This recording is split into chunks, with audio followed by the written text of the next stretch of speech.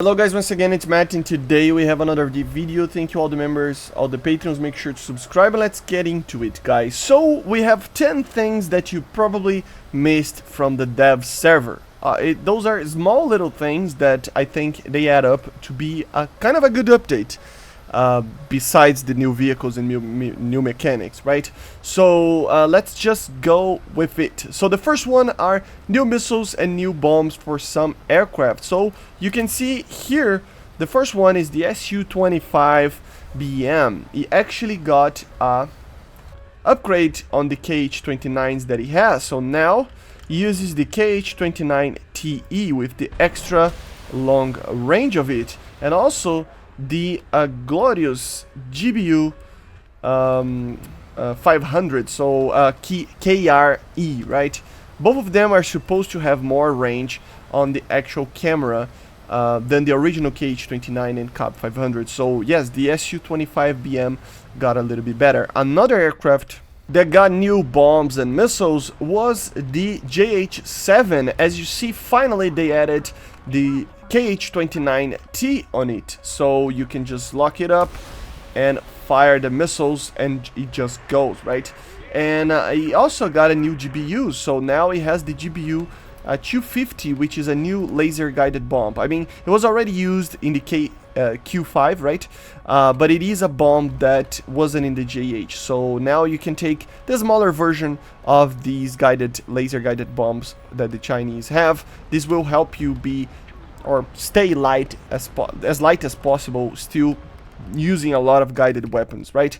The second one is the addition of the SPO2 RWR for the MiG-19. You can see clearly on the left side there that we have the RWR. Remember, the SPO2 was one of the first RWRs ever to be used in the Soviet Union, and it was used in the initial models of the MiG-19, MiG-21 and other aircraft. As you can see, it only accounts for a rear end lock or basically target detection, as you see. So it doesn't have a lot of angles, it's only if it's behind you. There are some other aircraft that can actually take this, like the Su-7, but finally it's added to the MiG-19. I've been asking for this for a very long time. I know it's small, but it is big for myself at least.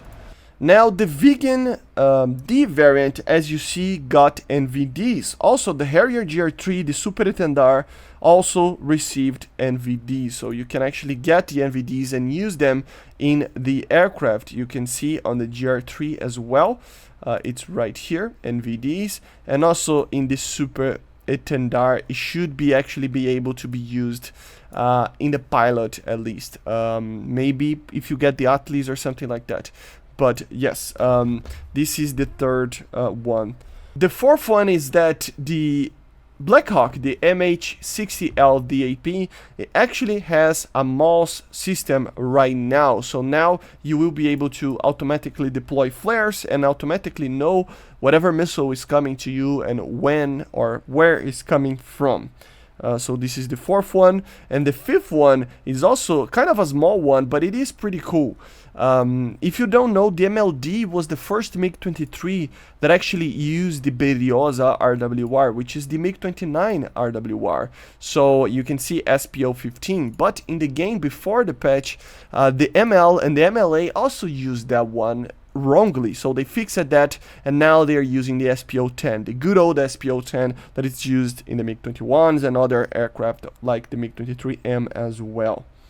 The sixth thing is that the F-104s got ejection seats. Why is that important? Well, because in theory, at least the early ones should actually get a facing downwards ejection seat, but in the game it is a normal one, which is kind of odd. It would be very cool to see the inverted one, which was kind of like not a very good way to go, you know, ejecting from your aircraft.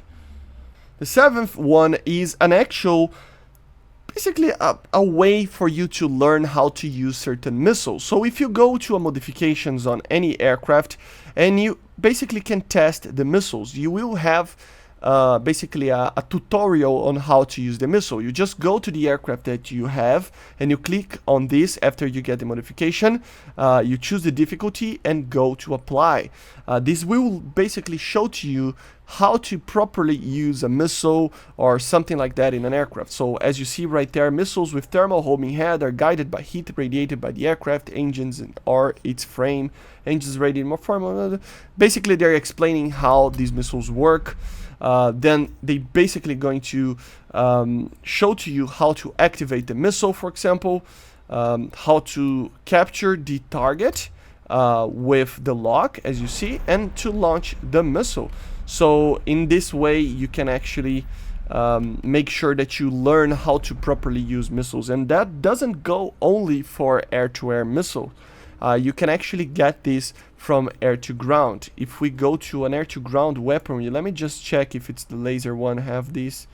No, the laser ones don't have it, but at least the ones with, you know, how do I say, like a sackless kind of situation, it will also test you and basically show to you how to use these missiles, right?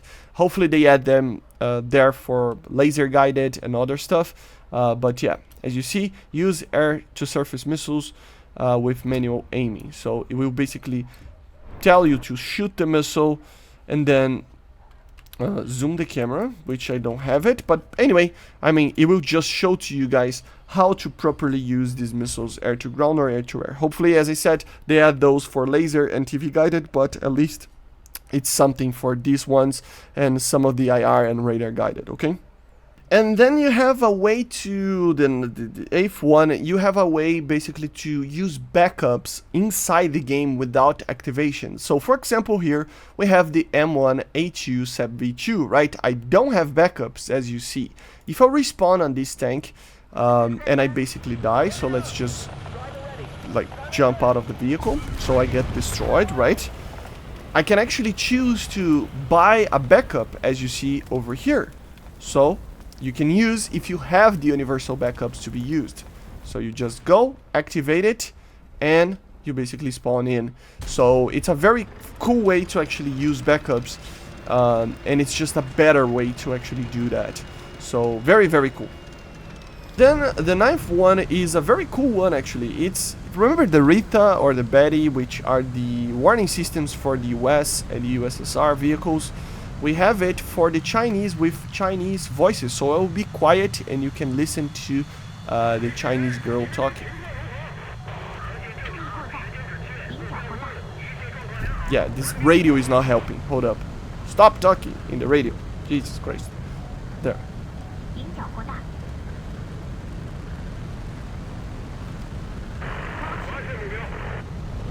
Oh my god, why are they talking so much on the radio and why the game is starting so much? So yeah, very, very cool that we have these. And yeah, they really want to talk in the radio. Kind of annoying, but at the same time, yeah, you can see we have some voices there. So let's see, probably has one for missile launches as well. Come on.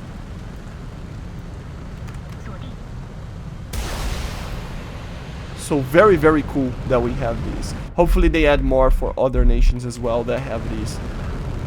And splash. Good. And let's go for the last one.